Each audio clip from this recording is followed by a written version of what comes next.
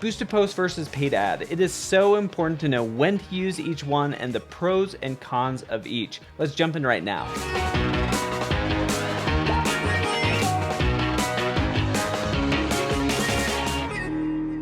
So most people are going to tell you, do not boost a post, run things as ads. You have so much more targeting, you have so many more options, the performance is going to be much, much better.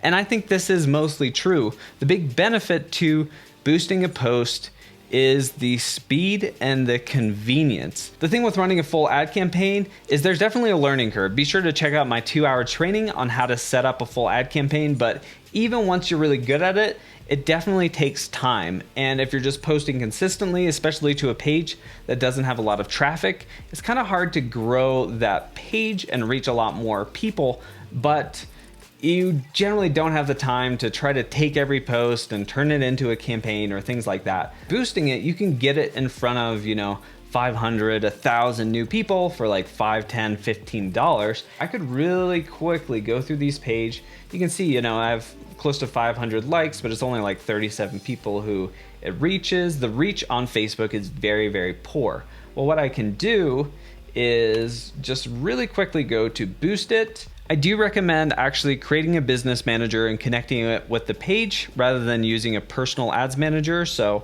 select that over there if you have a business manager set up.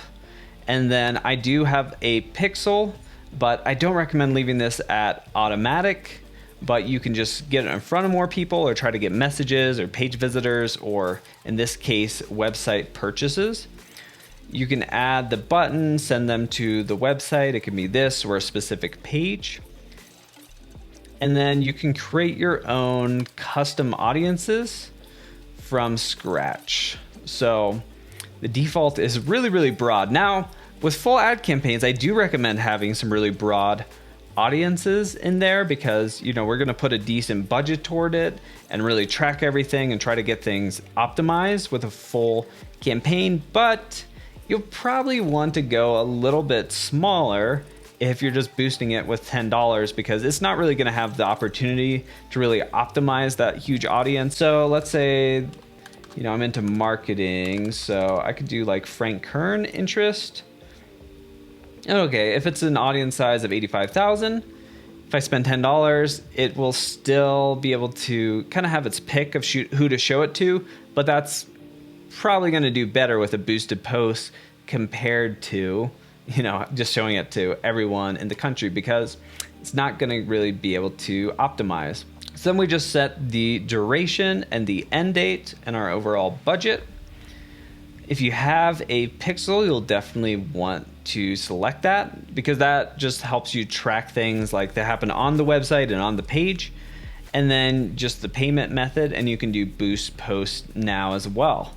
What are the pros and cons of boosted posts? The biggest pro is simply time and ease of use. It is so quick to set these up.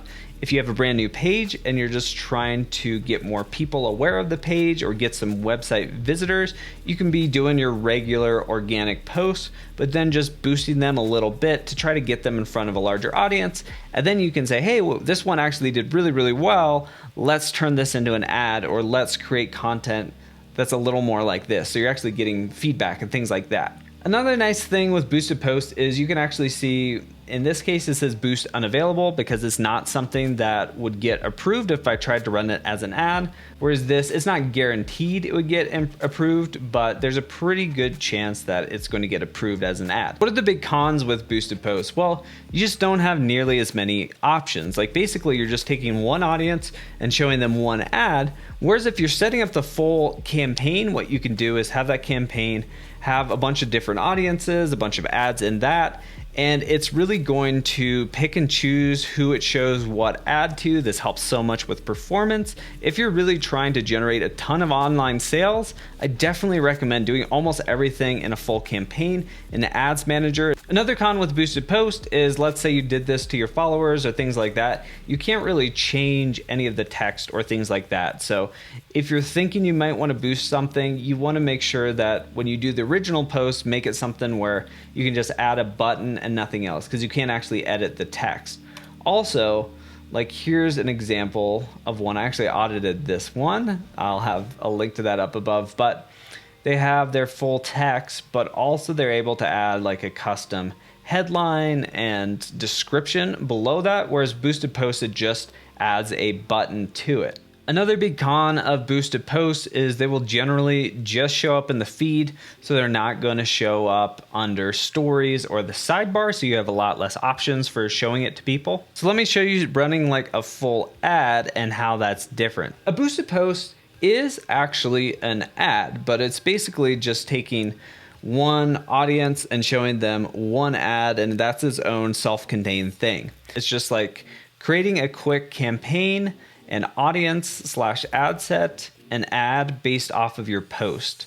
So if you set the budget like $10, this ad will just get all $10 of that.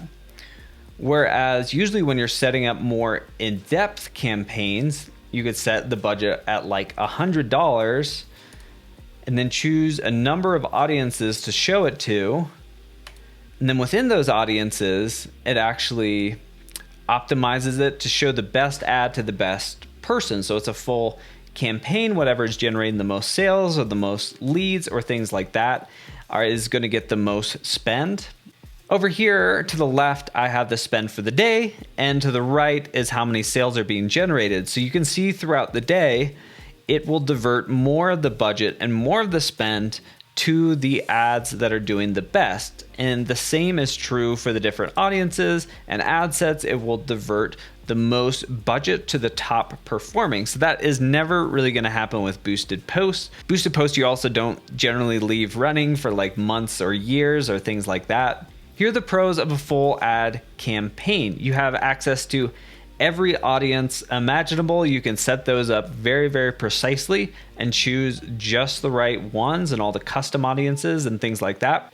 You just have so much more flexibility in tracking things and adjusting the budget, and you can even implement automations where it is turning up the budget of things that are performing really well and turning down the spend of things that are underperforming. You can also use the various tools like manual bid strategies. You can say, hey, I'm only comfortable spending $15 to get a customer, and set those bids. Also in terms of placements, you can actually show things on stories and different things like that. So you'll primarily want to work within Facebook Ads Manager, especially to try to generate sales and things like that. But if you have content on your page and you just want to get it in front of more people, I wouldn't be too afraid with doing Boosted Posts. Just show it to 1,000 more people, see how well it does. You will definitely want to check out my 2-hour Facebook ads training. It takes you from beginner to expert, basically shows you how to set up everything in Ads Manager, learn copywriting, all those things like that. That video is right up there. And if you've already seen that, I have a Facebook ads playlist you really need to check out, but I'll see you there.